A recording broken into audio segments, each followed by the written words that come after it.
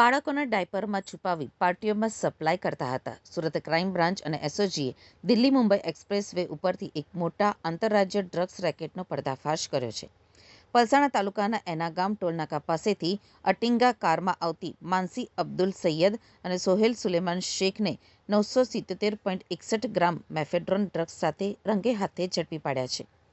No drugs in Surat city અભિયાન અંતર્ગત મળેલી બાતમીના આધારે પોલીસે પલસાણાના એના ટોલ નાકા પાસે નાકાબંધી કરી અટિંગા કારને આંતરી હતી, જેમાંથી પોલીસે અંદાજે ₹29,32,830 કિંમતનું 977.61 ગ્રામ એમડી ડ્રગ્સ, F4,677 રોકડા, 2 મોબાઈલ ફોન અને પ્લાસ્ટિકની ઝીપ બેગ સહિત કુલ ₹29,87,500નો મુદ્દામાલ જપ્ત કર્યો છે.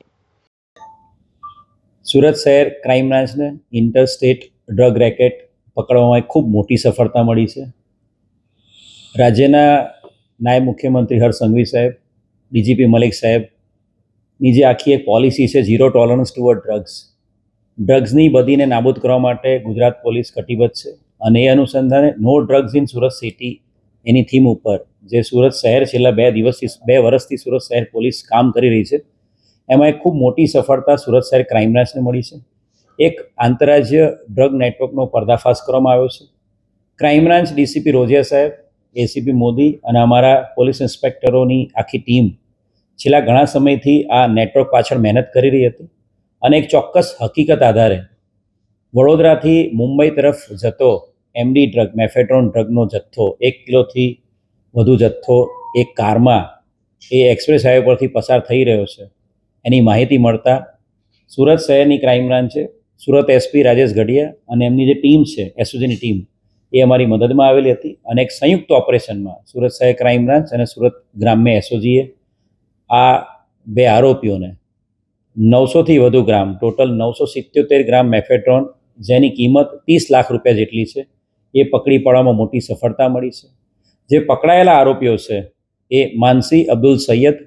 માનસી પોતે હિન્દુ છે અને મુસ્લિમ વ્યક્તિ સાથે મેરેજ કરેલા છે, જેનું નામ માનસી અબ્દુલ સૈયદ 41 વર્ષની છે.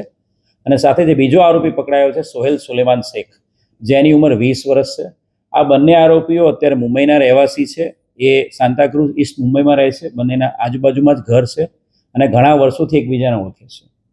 આ આરોપીઓ પાસેથી 977 ગ્રામ મેફેડ્રોન સાથે મોબાઈલ, એની સાથે સાથે એની પાસેથી અલગ અલગ જે પ્લાસ્ટિકની થેલી, ઝીપ બેગ જે સપ્લાય કરવા માટેની, એમ મળીને કુલ 30 લાખનો મુદ્દામાલ કબજે કરવામાં આવ્યો છે. પ્રાથમિક જે પૂછપરછ કરવામાં આવી છે માનસી અને સોહેલની, એમાંથી એ ખબર પડે છે કે ભાઈ વડોદરા રેલવે સ્ટેશન પર કોઈ એક મહિલા એમને આ ડ્રગનો જથ્થો આપ્યો હતો. એ લોકો મુંબઈથી બાય કાર, ભાડાની કાર સાથે એ લોકો મુંબઈથી નીકળ્યા હતા. વડોદરા એક મહિલા પાસેથી એમણે આ ડ્રગનો જથ્થો, રેલવે સ્ટેશન પાસે એક મહિલા પાસેથી આ ડ્રગનો જથ્થો લીધો હતો અને આ ડ્રગનો જથ્થો એ મુંબઈ લઈ જઈને એ પોતે અલગ અલગ વ્યક્તિઓને સપ્લાય કરતા હતા, ડ્રગ પેડલર તરીકે કામ કરીને. મુંબઈના સાંતાક્રુઝ ઈસ્ટના રહેવાસી બંને આરોપીઓએ વડોદરા રેલવે સ્ટેશન પાસે એક અજાણી મહિલા પાસેથી આ ડ્રગ્સ મેળવ્યું હતું. તેઓ મુંબઈ લઈ જઈ 5 થી 10 ગ્રામની નાની પડીકીઓ બનાવી પેડલર્સને વેચવાના હતા. સોહેલ શેખ માનસીના પડોશમાં જ રહે છે અને ડ્રગ્સની હેરાફેરીમાં મદદગારી કરતો હતો. એર હોસ્ટેસથી ડ્રગ માફિયા બનવા સુધીની સફર 41 વર્ષીય માનસી વર્ષ 2015થી એમડી ડ્રગ્સના નશાની યાદી છે. તેના પિતા એર ઇન્ડિયામાં સિનિયર ટેકનિશિયન હતા. ક્લાસિકલ ડાન્સ જાણતી માનસીએ સ્ટેજ આર્ટિસ્ટ તરીકે પણ કામ કરેલું છે અને મલેશિયન એરલાઇન્સમાં એર હોસ્ટેસ તરીકે પણ નોકરી કરેલી છે. ક્રાઇમ બ્રાન્ચના એડિશનલ સીપી કરણરાજ વાઘેલાએ જણાવ્યું હતું કે માનસી અગાઉ 2021માં ઇન્દોરમાં બાળકોના ડાયપરમાં 100 ગ્રામ એમડી ડ્રગ્સ છુપાવી 31 ડિસેમ્બરની પાર્ટીઓમાં સપ્લાય કરતા પકડાઈ હતી. 4 વર્ષ જેલ કાપ્યા બાદ પણ તે મુંબઈમાં ડ્રગ્સ સપ્લાય નેટવર્ક ચલાવતી હતી, જેને પોલીસે નિષ્ફળ બનાવ્યું છે. જે ઇન્ટ્રોગેશનમાં જે ખબર પડે છે એ પ્રમાણે માનસી અબ્દુલ સૈયદ એ 2015થી પોતે પણ એમડીનું સેવન કરે છે, ડ્રગ્સનું સેવન કરે છે અને ડ્રગ એડિક્ટ છે અને ઘણા લાંબા સમયથી ડ્રગ્સના આ સપ્લાયના અને પેલ્ડરના અને બિઝનેસમાં સંકળાયેલી છે. આની પહેલાં પણ ઇન્દોર ક્રાઇમ બ્રાન્ચ છે અને 2021માં 100 ગ્રામ એમડીના ડ્રગ્સ સાથે પકડેલી છે. ઇન્દોર ક્રાઇમ બ્રાન્ચ પોલીસ સ્ટેશનના 29/2021ના ગુનામાં એ 4 વર્ષ જેટલું જેલમાં રહેલી છે અને 4 વર્ષ એ જેલમાં સજા કાપ્યા બાદ એ બેલ આઉટ થયેલી હતી.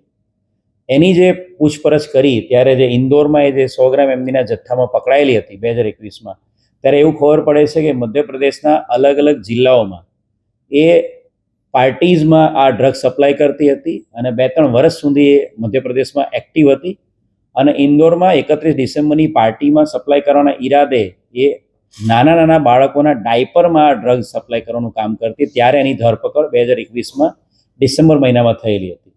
એટલે ઇન્દોરના અલગ અલગ જિલ્લાઓમાં 2 થી 3 વર્ષ સુધી ડ્રગનું જે નેટવર્ક હતું એનો પર્દાફાશ એને પકડવાથી થયો હતો અને ઘણા સમયથી એની પર વોચ ક્રાઇમ બ્રાન્ચની હતી.